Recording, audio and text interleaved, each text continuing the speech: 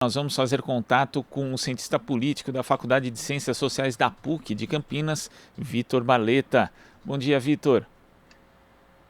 Bom dia, tudo bom? Tudo certo. Vitor, nesse final de semana nós tivemos a definição do pré-candidato à presidência da República pelo PSDB. O vencedor das prévias Uhum. realizadas pela legenda foi o governador de São Paulo, João Dória, que obteve 53,99% dos votos contra 44,66% do governador gaúcho Eduardo Leite.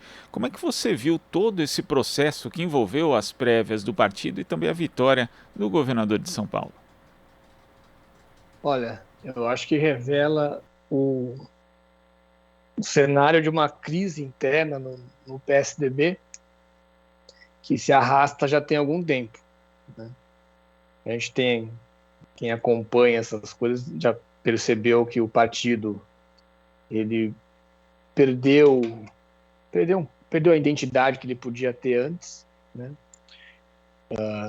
E essa disputa interna, apesar de ser vendida como uma dentro da normalidade democrática do partido, de fato, né, tudo bem, está, mas está revelando cisões profundas de rumos, né? E no caso, né, assim, você pega um resultado como esse, né, assim, que apesar de ser uma vitória clara, né, para o Dória, mas também não foi uma vitória daquelas acachapantes, né, assim, não foi uma vitória que deixou o outro candidato sem nenhum pé, né? Então, acho que revela um cenário interno do PSDB de muita fragmentação, né? E de que o partido, enfim, não tem clareza ainda dos rumos que deve seguir, né? E é uma grande confusão, na verdade, ideológica, né? Porque você tem aí dois candidatos que se colocaram próximos ao Bolsonaro, que disputaram, né?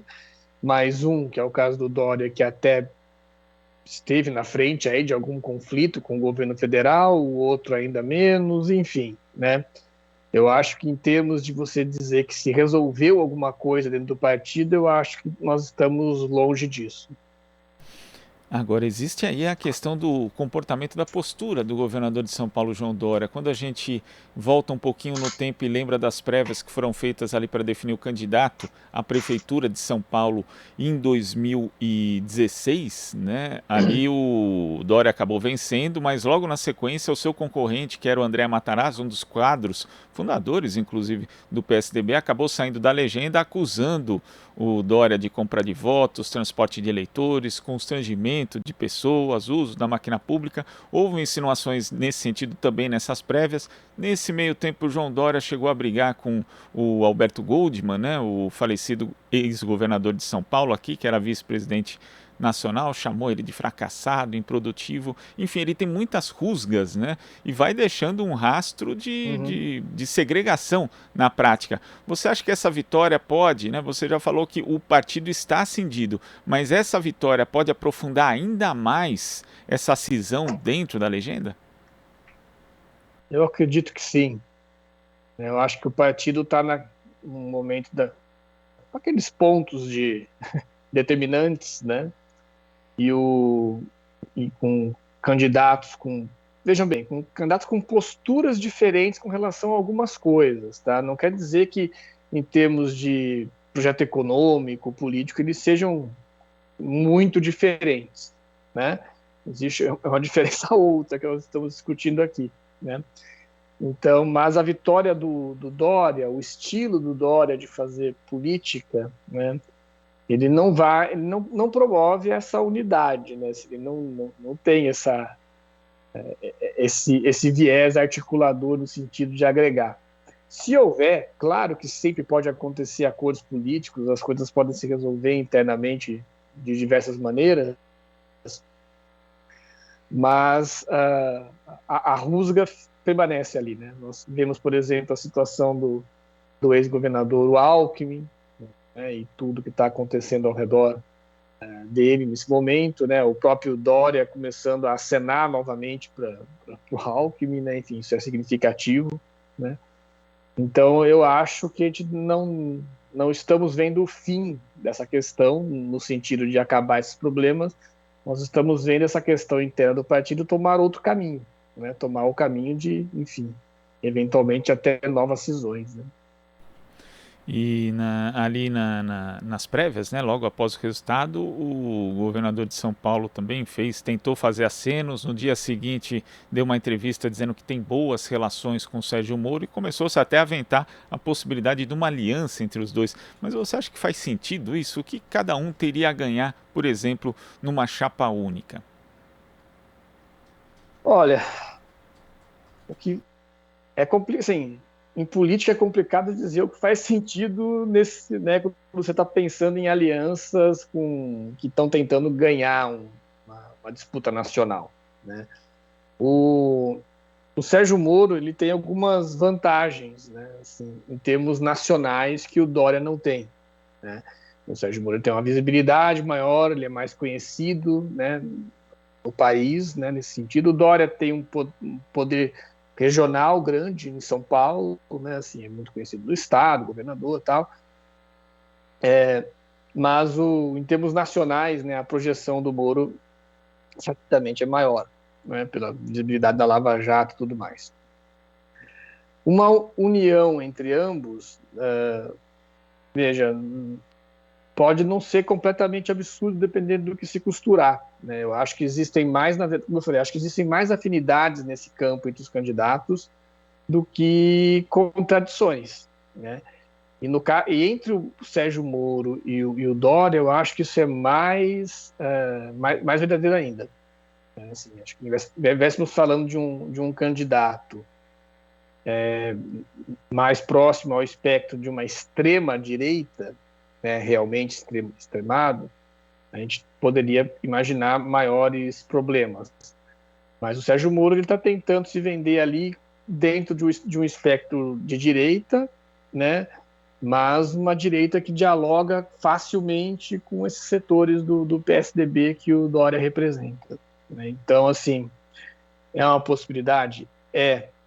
É uma possibilidade, mas é porque nós estamos nesse momento em que tudo está sendo possível porque os cenários não estão ainda, enfim, né? Eles estão se construindo nas negociações de bastidores, né? Mas, Vitor, cabe esse figurino, digamos, de uma direita pretensamente civilizada em Moro e no governador João Dória? O Dória, ele aderiu de forma... Eu achei até curioso que teve um momento do discurso dele que ele falou que ele era filho de um deputado caçado pela ditadura, mas ele se apegou ali de uma forma bastante, digamos, forte, né, no segundo turno a Bolsonaro, que é um defensor da ditadura militar, que é um apologista da tortura e de torturadores também. Então existe uma certa incoerência Sim. para a gente apontar no mínimo, né, no discurso do governador de São Paulo. E o Moro é o grande pai do lavajatismo, que também dialoga com a extrema-direita. Como todo mundo está ali próximo a isso, né, esses dois, mas também e principalmente o presidente Jair Bolsonaro, você vê possibilidade de alguma dessas candidaturas ser bem-sucedidas enquanto Bolsonaro continuar com uma base ali que aconteça o que acontecer, né, diante de toda a tragédia sanitária, econômica que o país viveu e vive ainda, Bolsonaro ainda mantém ali seus 20 e poucos por cento de intenções de voto? É possível alguma dessas candidaturas ser bem-sucedida com esse terreno tão ocupado? Olha, eu acho que é cedo para a gente avaliar o sucesso disso antes de verificarmos como que essas pessoas vão se portar de fato em campanha. A questão do Dória é a seguinte: o Dória, como todo bom empresário, né, toda pessoa vindo desse setor, na verdade ele tem a ideologia do momento, e tem a ideologia que funciona. É isso aqui vai funcionar, é isso aqui que eu vou falar, é isso aqui que as pessoas querem, né, querem ouvir nesse instante. Então o Dória circula nesse universo, né, assim, e ele vai se adaptando às circunstâncias, vai se adaptando, e eu acho que a gente tentar colar alguma coisa nele nesse sentido é que é o problema, porque no fundo o que ele é esse negociador típico de mercado, né, que vai aonde a coisa está funcionando, né. Em termos do bolsonarismo, né, assim, no universo do bolsonarismo, né, assim, o Sérgio Moro é uma figura que, assim, o Sérgio Moro ele puxa votos de gente que estava com o Bolsonaro, com certeza, né, assim, é dali que vem grande parte dos votos de um Sérgio Moro, né? Ele não... Esse núcleo mais pesado do bolsonarismo, né, que nós estamos identificando, que de fato existe, que é esse núcleo que está com o atual presidente e não larga em hipótese alguma, né, e que vive numa realidade paralela, né, aparentemente, né, eles de fato são praticamente inalcançáveis, o que quer que se faça, né, você não tem como atingi-los, mas mesmo ali dentro, pode ser que dentro de uma campanha, de um cenário de disputa e diálogo, que o Moro consiga arrastar ali alguns votos. Eu digo o seguinte,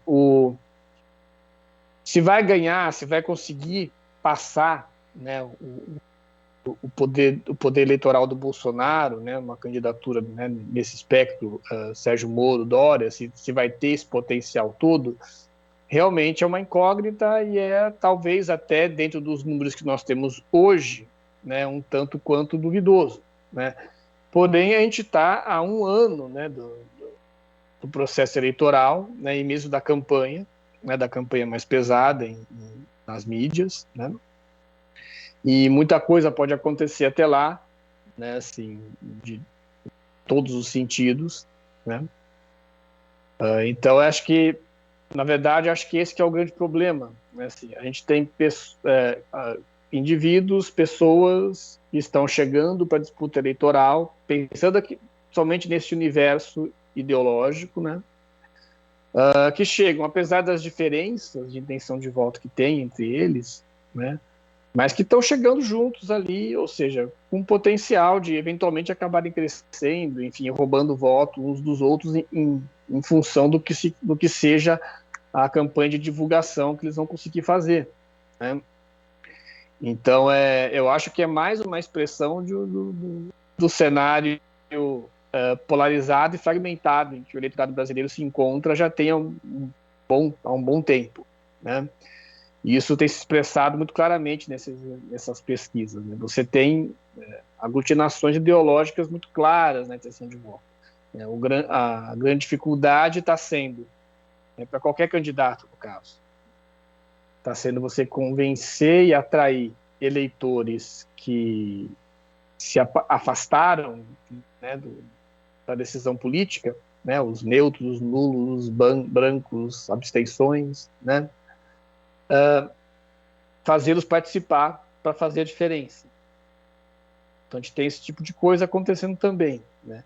É muito mais fácil você ver uma migração de votos, né, esse universo da direita, extrema-direita, entre eles, né, do que a gente vê outros tipos de transições de voto, né, assim, um eleitor do Bolsonaro, eventualmente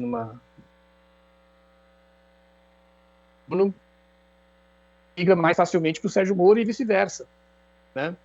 Então a gente está dentro desse ambiente. Não quer dizer que eles sejam necessariamente exatamente a mesma coisa, né, assim. Eles são muito próximos, certamente, né?